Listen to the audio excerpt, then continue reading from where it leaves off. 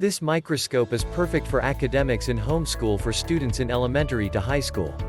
This versatile, dual-light microscope purposes as both a prime-powered and low-powered microscope for viewing larger objects, such as leaves and bugs, and incredibly prime detail viewing of ultra-small, translucent specimens like cells, and even the vascular systems of skinny leaves.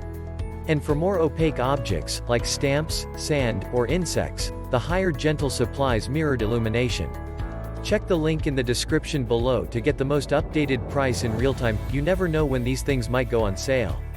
What makes this product a smarter choice? Number 1. This dual-light high-power microscope has both incidence and transmitted LED light sources that allow for both the viewing of opaque objects lit from above and the viewing of translucent specimens lit from below. The light sources use either an outlet, adapter included, or 3 AA batteries, included. Number 2. Optical glass monocular microscope with top and bottom LED lights. Number 3. 40X-1000X wide-field magnifications. Number 4. Sturdy metal frame with coaxial coarse and fine focusing.